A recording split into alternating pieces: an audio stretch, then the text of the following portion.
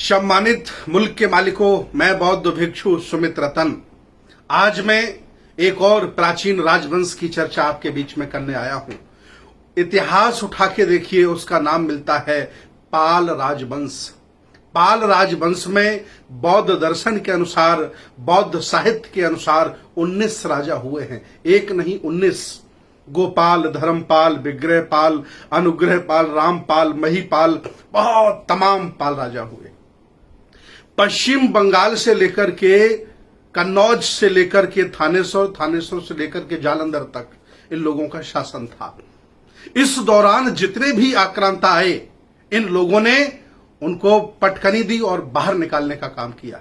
ये सभी राजा श्रमण संस्कृति के पुरोधा थे। ये सभी राजा बुद्ध के अनुयायी थे। ये सभी राजा श्रमण परंपरा के मानने वाले थे। ये सभी राजा समता में विश्वास करते थे। आज पाल वंश के लोगों को गडरिया कहा जाता है, धनगर कहा जाता है, बघेल कहा जा सकता है, और अलग अलग राज्यों में अलग अलग भाषा में अलग अलग नाम हो सकते हैं।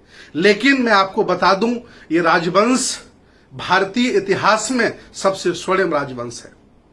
इस राजवंश के द्वारा इतिहास में लिखा है कि विक्रमशिला विश्वविद्यालय पाल राजाओं ने बनवाया।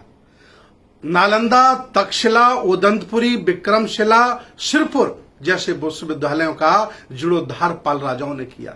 पाल राजाओं ने इस देश को बहुत कुछ देने का काम किया है। लेकिन आज ये पाल वंश, ये खानदान, ये धर्मपाल का खानदान, उनका वंश जिन लोगों के सामने गिड़गिड़ा रहा है, कभी जब ये राजा हुआ करते थे तो ये लोग उनके वहां पानी भरा करते थे, ये लोग उनके यहां नौकरी किया करते थे, उनकी कृपा पर जीते थे।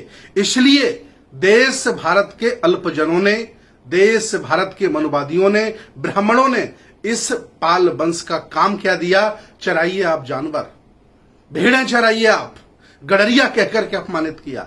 मैं आह्वान करता हूं इस राजवंश से, आप अपने आप स्वाभिमान जगाइए, इतिहास पढ़िए, 19 पाल राजाओं का इतिहास पढ़िए। अगर आपके पास नहीं है तो हमसे संपर्क करिए, मैं आपको इन राजाओं का इतिहास उपलब्ध कराने की जिम्मेदारी लेता हूं। और मैं, चूंकि आपने इस देश को संभाला है, इस राष्ट्र को बेहतर बनाया है, इसलिए मैं चाहता हूं कि आज फिर ऊर्जा इकट्ठी करिए, बुद्ध की संस्कृति को धारण करिए, श्रमण परंपरा से जुड़िए, छोड़िए इन आडंबरों को, छोड़िए इस मनुवाद को, और आइए मैं आह्वान करता हूं, इस देश को संभालिए।